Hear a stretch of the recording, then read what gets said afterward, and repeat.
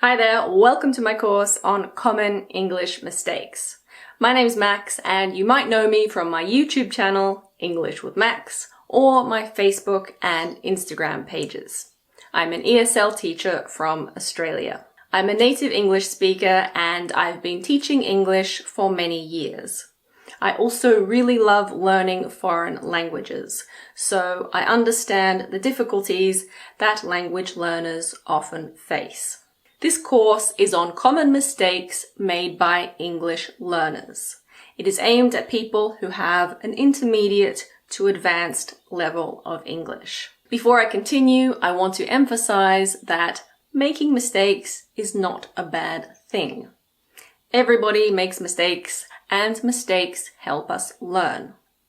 However, as you learn a language, it is a good idea to try to reduce the number of mistakes you make. Reducing mistakes makes it easier for other people to understand you, and it can help you get higher marks in exams such as the IELTS. In addition, people will most likely take you a bit more seriously in academic and professional situations. This course contains 55 mistakes that I've put into groups of 5. So there are 11 sets of 5. Most are grammatical mistakes, but there are also several that are related to vocabulary. I've also included some that aren't technically mistakes, but they're phrases and sentences that native speakers wouldn't really say. So you will see mistakes related to prepositions, tenses, vocabulary, and several other things. For each mistake, I show you a sentence with the mistake in it. Then I give you some time to see if you can identify the mistake. Then I show you the correction and I give an explanation. Now, even though I give an explanation each time and it often involves some grammar, this isn't a grammar course. So my explanations aren't very long. However, for several mistakes, I indicate exactly what you need to look up in case you want to look at that point in more detail. After you start the course, you might notice that it gradually gets more difficult. That doesn't mean that number 2 is definitely more difficult than number 1, or even that number 10 is definitely more difficult than number 5. It's not that exact. But generally speaking, the difficulty will increase. So set 11 is definitely more difficult than set 1. I've also included lots of quizzes. Some are videos and some are PDF files, so that you can really retain and remember what you learn. As I'm sure you know, it's not enough just to be given an explanation. You also need to practice. I hope you find this course useful, and if you have any questions throughout the course, you can write them in the Q&A section. Hi guys! We are now going to look at set 1. So we're going to see the first 5 sentences. I'll first show you a sentence that has a mistake in it. Then I'll give you a few moments to see if you can find the mistake. And then I'll show you the correct sentence and I'll give you an explanation. So let's get started. Okay, the first one is, I live in UK. Where is the mistake?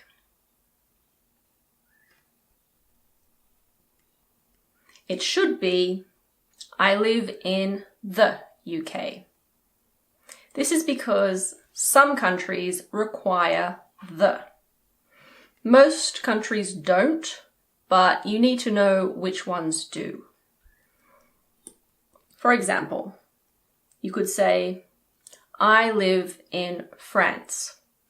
But if it's the US or the USA, you have to say, I live in the US. Another example is the Netherlands. I live in the Netherlands. Number 2 is, how high are you?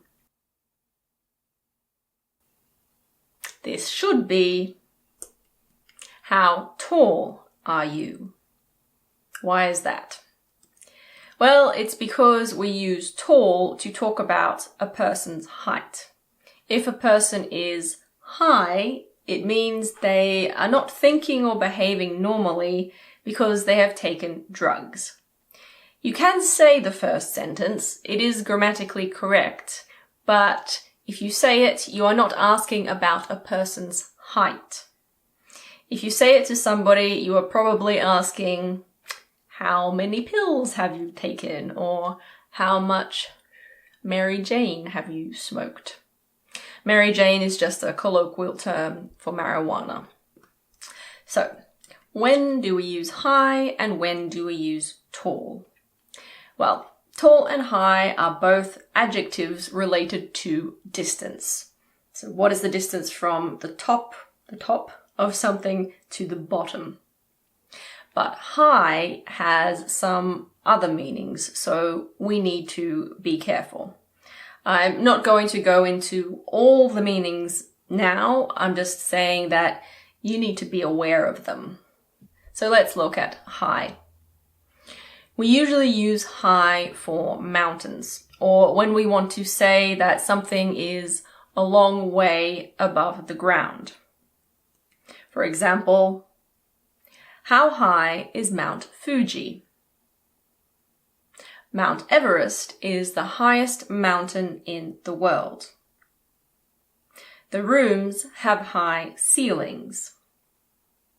The shelf is too high for me.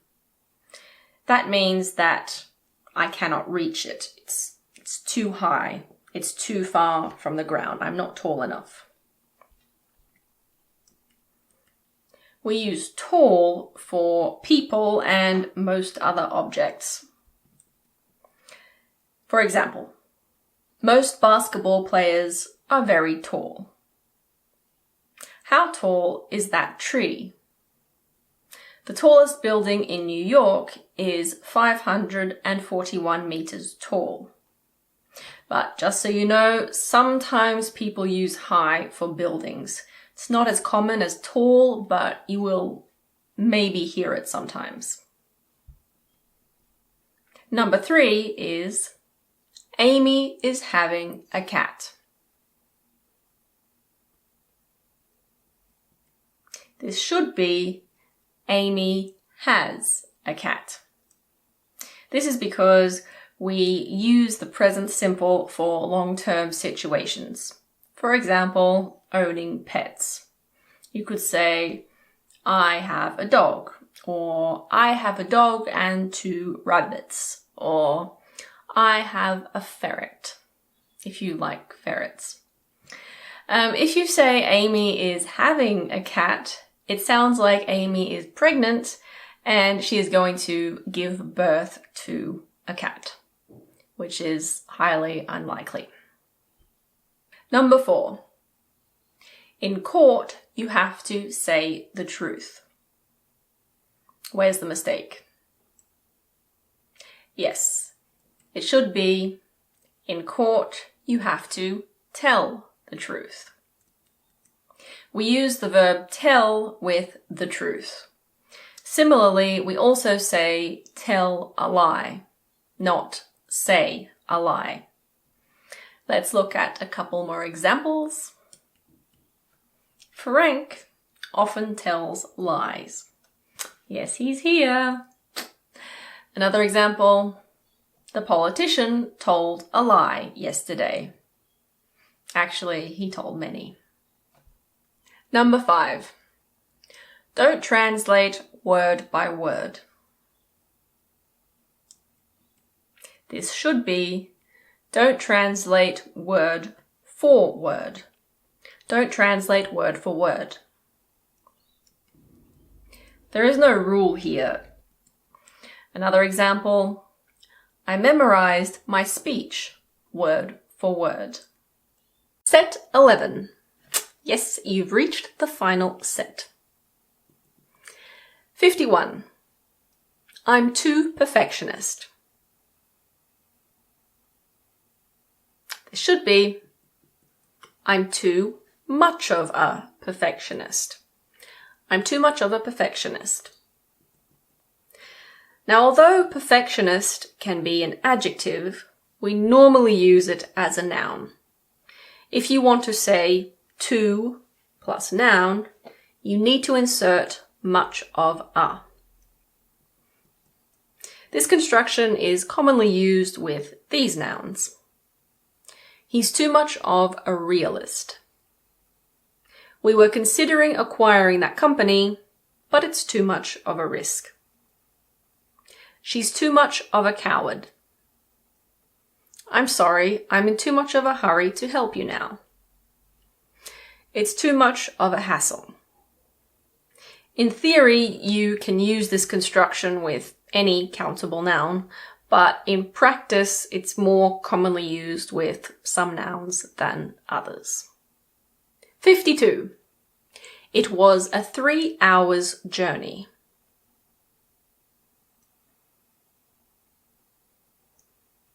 The correction, it was a 3-hour journey. It was a 3-hour journey.